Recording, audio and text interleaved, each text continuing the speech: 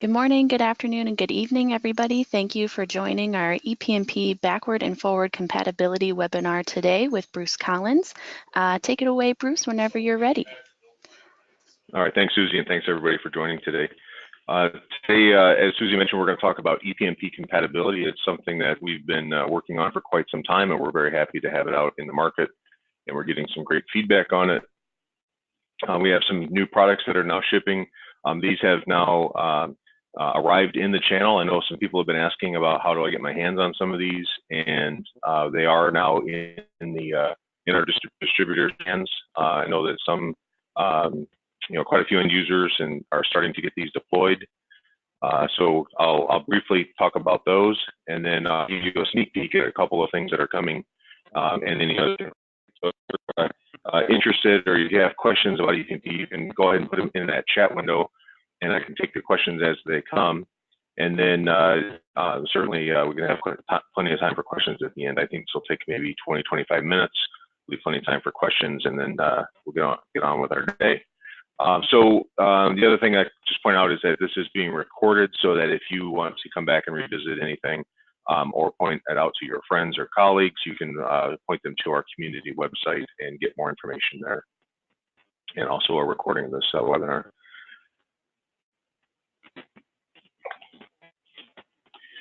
So without further ado, let's go ahead and get started. If the audio gets a little choppier, we might switch over, but let's see how it continues. Susie, let me know if it's problematic, and we can switch to a different line here.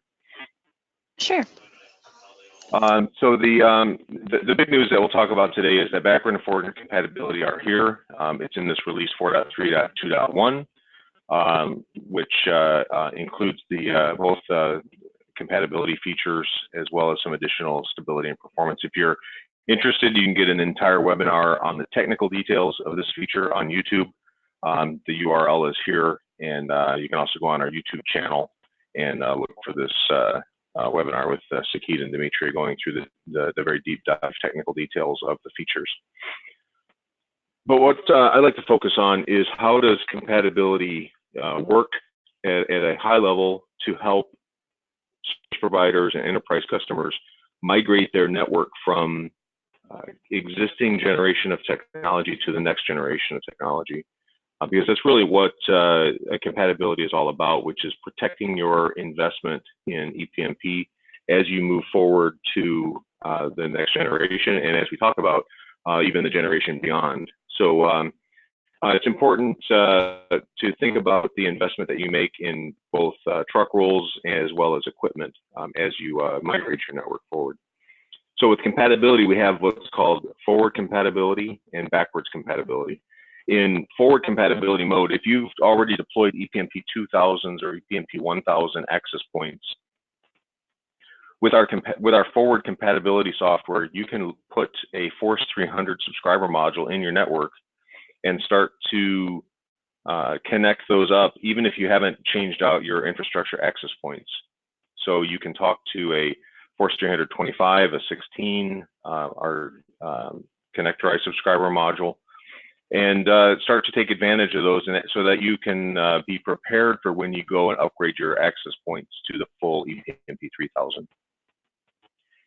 Now, the backwards compatibility mode is, if I want to go the opposite way, I want to upgrade the infrastructure first, deploy an ePMP 3000 access point, but not have to do a once big cutover, a bunch of truck rolls to move my 802.11n or Force 180s, Force 190s, and Force 200s up to a Force 300. I can immediately start to use those even with the ePMP 3000.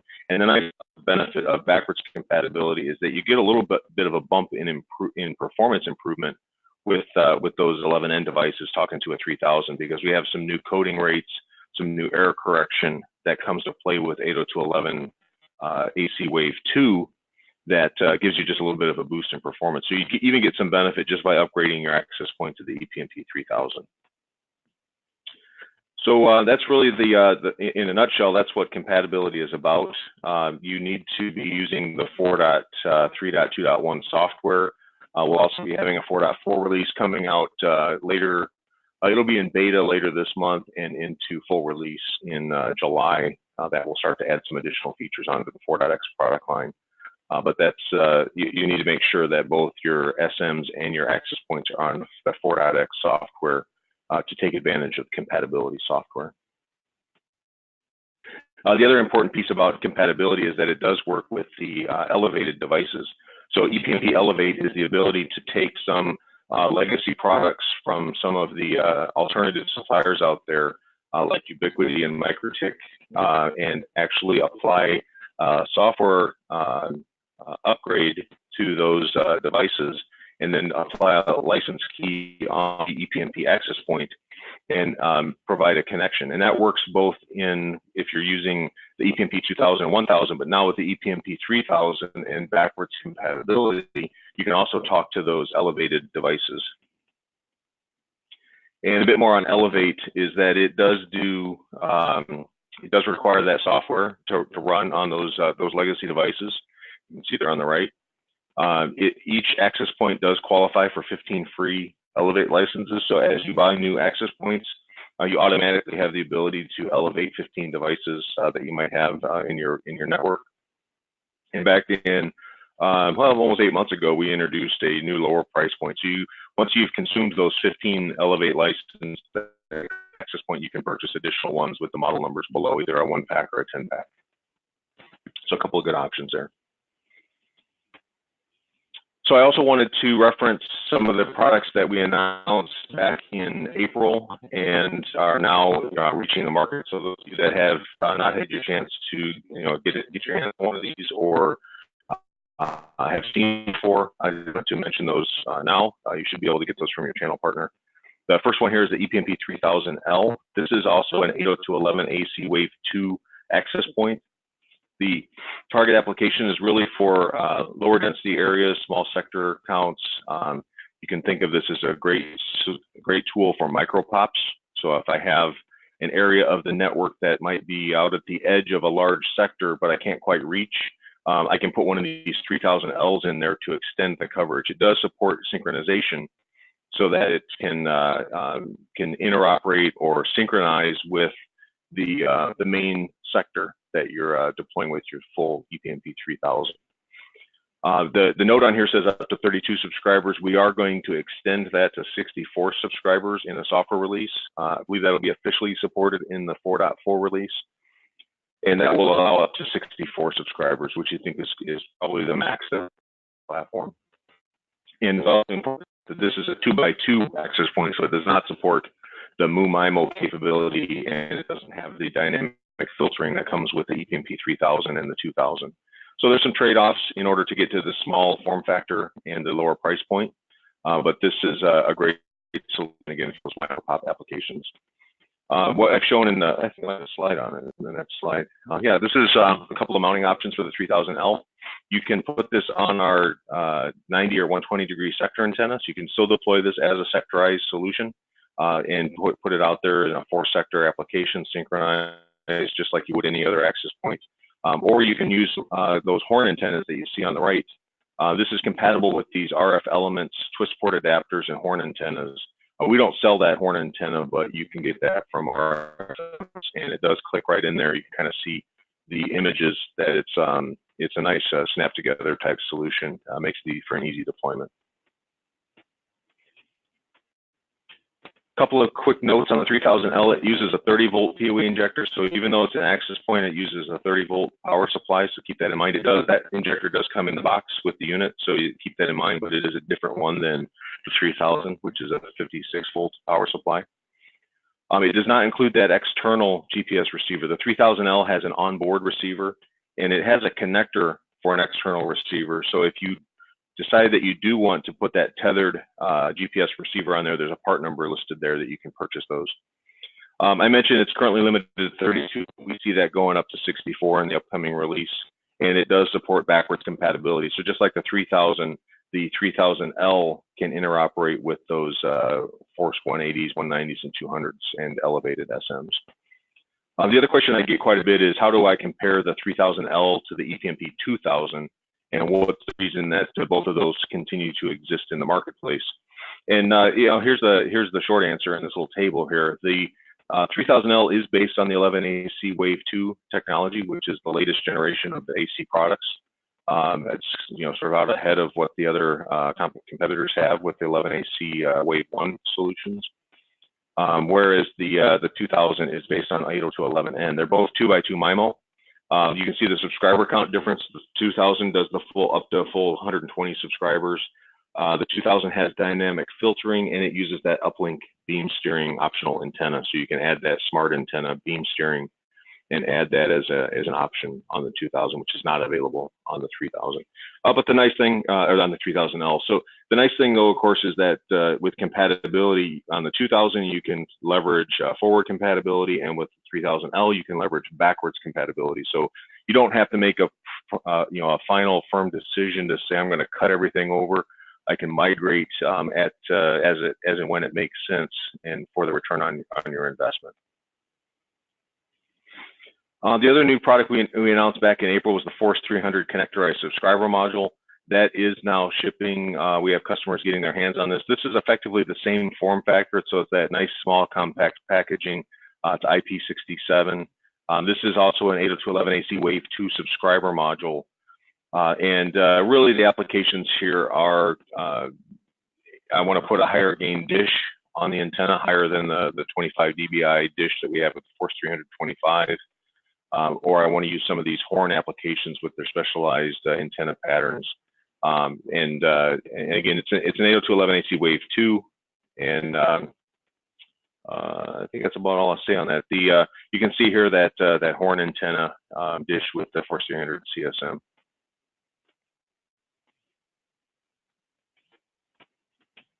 Let me just pause here and make sure I don't miss any questions.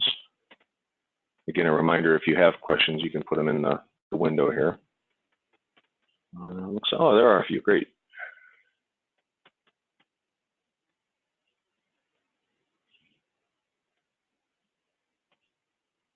Oh, and I'm hearing that and seeing that my audio is bad. I apologize. I'm in a hotel this morning on their Wi-Fi.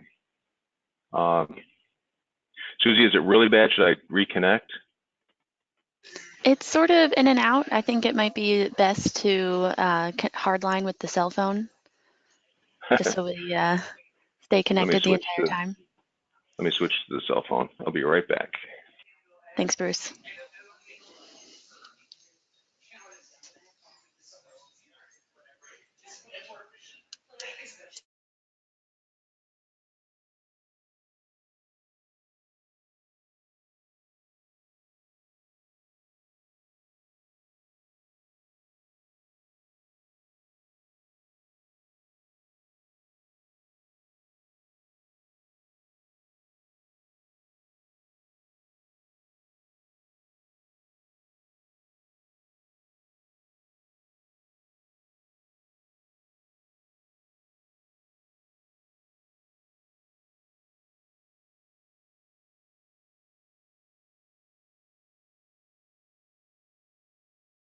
Okay, Susie, can you hear me now?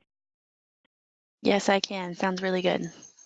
Okay, I apologize for that, guys. I didn't realize it was breaking up that bad. So let me take these questions here. There's one question here about, are the 15 free Elevate licenses promotional, or is that a standard? It is a it's included with the access point, so it's not a promotion, but you do have to just send in, when you get your access point, you send a note to elevate@cambiumnetworks.com, and our support team will send you a entitlement ID that allows you to activate those licenses. So that's the process, is that you send that email to elevate@cambiumnetworks.com.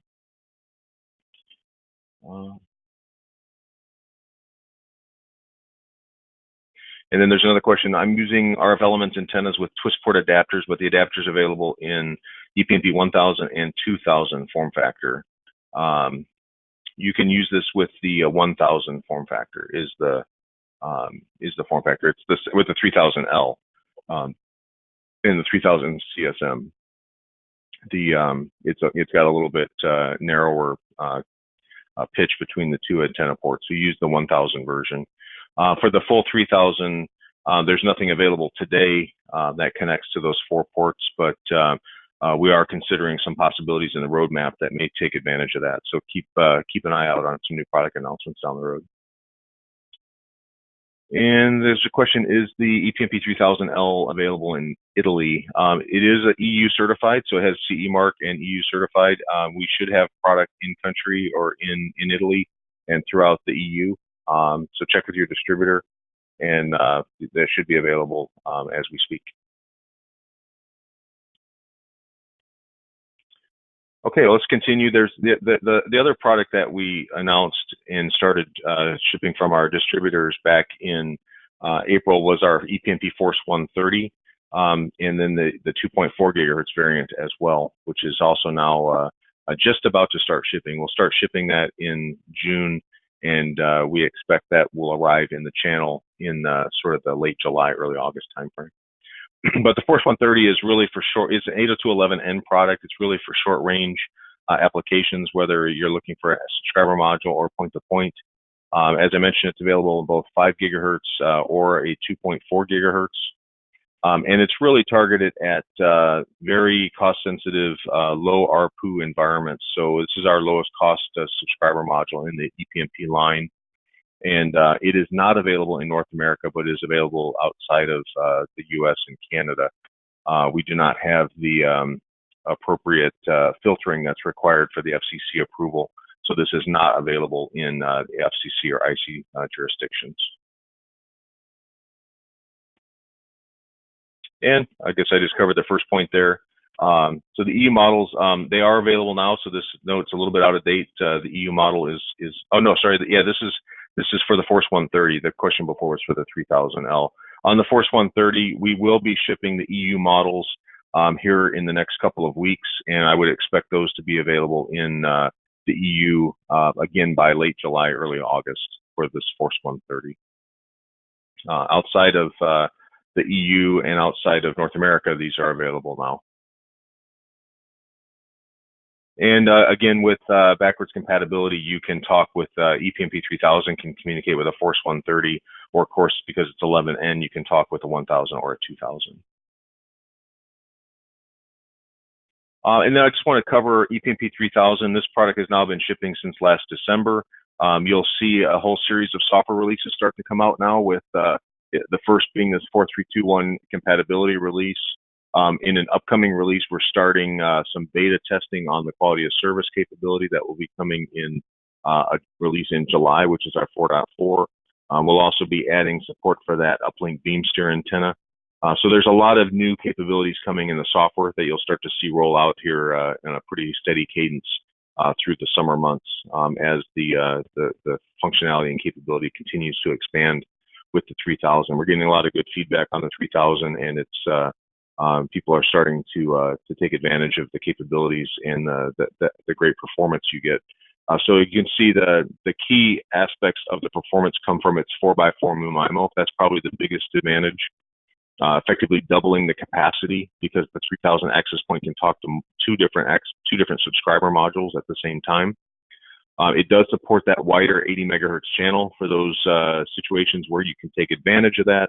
It does 20, 40, and 80 megahertz channels. So if you can have an area that's low noise, you can get to that 80 meg, it's certainly available. And then the higher modulation that comes with 256 QAM gives you some additional benefit as well. So in order of likelihood, we always say that the 4x4 MU-MIMO is very likely to be achievable, followed by the higher modulation, or even a percentage or portion of your subscriber modules. And then, of course, the wider channels is a challenge in many parts of the world, but it's there if you can take advantage of it. We do continue to extend the capabilities of the ePMP product line. This is the 3rd generation. It supports that uplink beam steering, which is the same hardware that's used on the 2000. It has that built-in dynamic filtering for adjacent noise, adjacent channel interference, and mitigating that. And then the synchronization capability, which is really the hallmark of the ePMP portfolio, being able to scale up to large numbers of subscriber modules with really the best-in-class synchronization and the ability to have a 4-sector, 2-channel reuse with lots of subscribers, and preventing and minimizing self-interference. And then we talked a lot about how 3000 protects your investment. So compatibility is a key aspect of that, and the performance, even with those 11N devices, you get some improved performance. So you're extending the life of your 11N network, 11N devices by migrating them as it makes sense for your network. And then all ePMP products come with the standard 3-year warranty and support direct from Cambium. So you can reach out to us through our support channels. You can reach out to us through our channel partners around the world.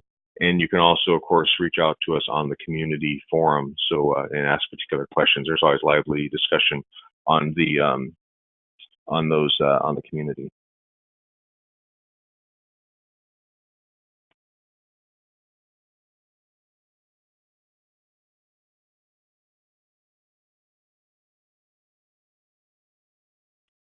Okay. See if there's any additional questions. So we're good.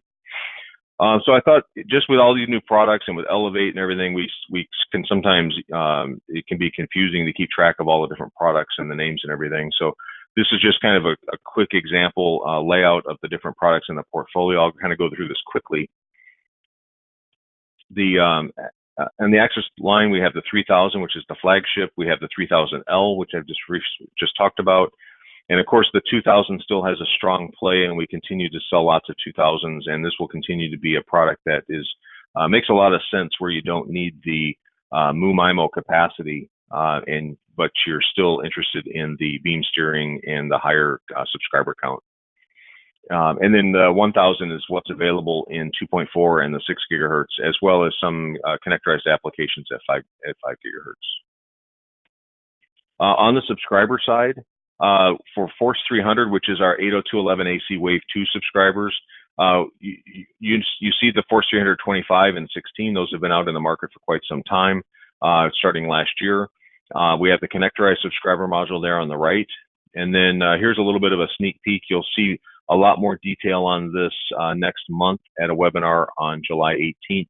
We'll go through a lot more detail on our Force 319, 19R, and 13. But these are really a couple of new additional subscriber modules in the portfolio that you'll be able to start later this year, take advantage of. So there's more products coming. We have a strong pipeline of additional products and capabilities, and you'll see these coming down the line. So I just wanted to kind of give you a sneak peek that there are some things coming, and there'll be even more beyond that. On the 802.11 side, 11N side, we introduced the Force 130 that complements the 200, 190, and 180, which are all available in 5 gigahertz. And so you start to have a nice spread of options there on 11N as well as the Force 300 portfolio.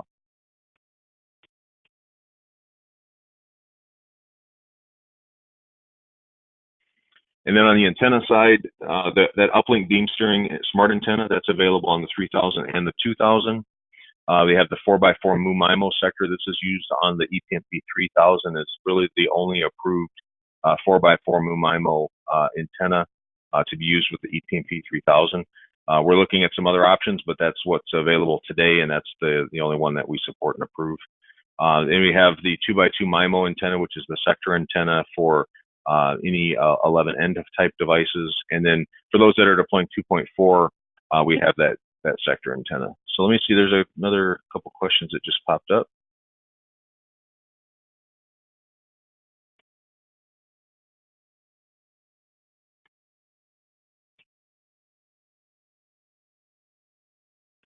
Sorry, it's a long question.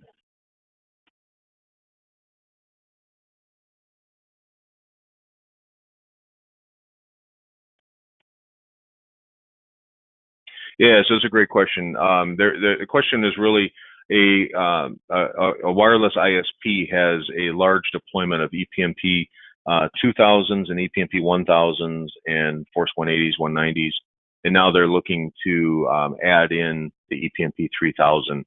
And the question is, can it be synchronized with the 2000 and 1000? So the answer to that is yes. You can populate in. So if you had let's say you had a sector of 4 ePMP 2000s, and you decide you wanted to just replace one at a time, you can certainly do that. You can add that additional capacity, and that will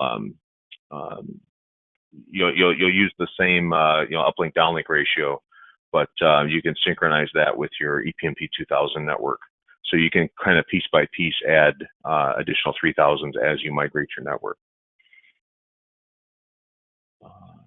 Sorry, just a couple more questions here.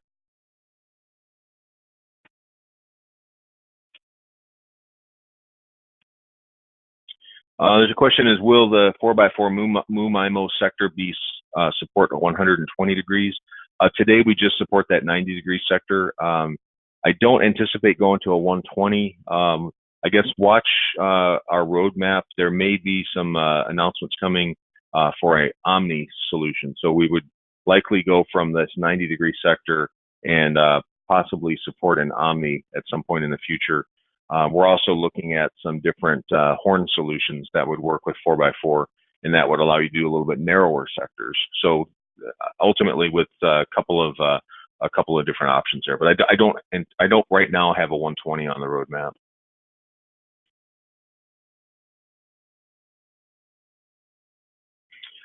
There's a question here: can the 4x4 sector be deployed? Sector antenna for MU-MIMO be deployed with an ePMP 2000 or 3000L, and just leaving those two extra ports open or unterminated, so that you can use that antenna and then later on migrate to the full access point. So the answer to that is yes. There's some notes on the community on how to do that. Basically, just need to kind of tape off those other connections and use the two ports instead of all four ports. So there's a little more detail on the community. If you go on there and search on MU-MIMO, you'll see that on the community forum. But short answer is yes, it's possible.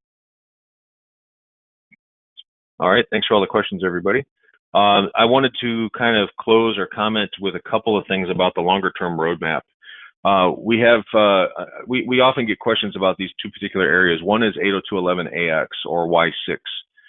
You'll start to see more announcements from mostly indoor Wi-Fi access point providers, and even within our own CN Pilot product line, 802.11ax solutions, which is the follow-on to 802.11ac Wave 2. So it is coming. There's some great features in 11ax. It's going to offer higher order MU-MIMO. So today we do 4x4, which lets you talk to two simultaneous subscribers. With 11ax, we're going to be able to increase that to a higher order MU-MIMO. So that's really an important migration in the technology. The uplink MU-MIMO is also important to be able to get a lot more uplink capacity. And then it also offers some higher modulations and some all-around additional benefits. So, of course, we will have products in 11ax, likely within the next 24 months, and it will be, based on our assessment and evaluation of that technology when it's ready for an ePMP scalable outdoor deployment. Today, the 11ax products are being deployed mostly as indoor Wi-Fi access points. The key thing to focus on is really investment protection. So just like we have forward and backward compatibility with 802.11ac Wave 2 being compatible with the 11N and that forward and backward compatibility, we do and we will support backwards compatibility with our 802.11ax platform when it comes out. So any Force 300 devices that you deploy today or even 802.11n devices will be compatible with that 11ax solution in the future. And that's going to include that support for MU-MIMO. So as the higher orders of MU-MIMO come along, being able to talk to a Force 300 subscriber is a pretty nice benefit down the road. So, and it's also important to note, if you're looking at some of the competition that's either still on 11N or deploying in the 11ac Wave 1 solutions, they just won't have that path forward because they're not the support for MU-MIMO was not baked into that Wave 1. It only came along with Wave 2. So it's important to note that distinction, that deploying ePMP Force 300 subscriber modules today is really setting you up for a long-term lifespan for that technology as it continues to evolve over the next few years. We also hear some questions about LTU, which is quite a bit different technology from a company called Ubiquity. That is been pretty quiet lately. I guess they did recently open up another beta firmware, so it'd been like 9 or 10 months since they had done another beta update, but It seems they may still be working on this. If you have questions about it, you should contact them, of course. But what we just want to continue to emphasize is that ePMP is focused on performance and scalability. We really at Cambium believe MU-MIMO is the future. We have both our ePMP 3000, which supports 4x4 MU-MIMO, and then we have our PMP 450M, which is 14x14 MU-MIMO, up to 7 different subscribers at the same time. So we really believe that MU-MIMO is the way to go as far as scalability and performance, and as opposed to just continuing to try to push higher modulations, which require higher signal to noise ratios. So being able to do investment protection and forward and backward compatibility is key as well. With the LTU platform, you won't be able to migrate those 802.11n devices. It's basically a completely separate network, and would require a forklift upgrade to get to that higher performance. So really that's the emphasis with ePMP, is that we're focused on compatibility and migration, and all of that is really to support your long-term investment in your network and how you're growing or expanding that network over time, and making sure you get the best for what you spent on the equipment and the truck rolls. So with that, I'll take any additional questions. Of course, if I can't answer your question today, I encourage you to put it on the community.cambiumnetworks.com, and you can always go there and ask any questions, and the engineering team, the product line managers and the support teams can all jump on there and answer those questions for you at any time. You don't have to wait for one of these webinars. Looks like, let me see if there's one other. No, I think we caught all the questions. So again, apologize for the audio at the beginning. Lesson learned on that, and I think we're going to talk to this hotel about upgrading their Wi-Fi to CN Pilot. So it's a good lesson learned here, and I apologize for that. And we will get this recording out. Susie normally puts these up on the community within 24 hours, so I'd expect by tomorrow you should be able to find the recording there on the community. So again, thanks everybody for joining, and have a good rest of your day.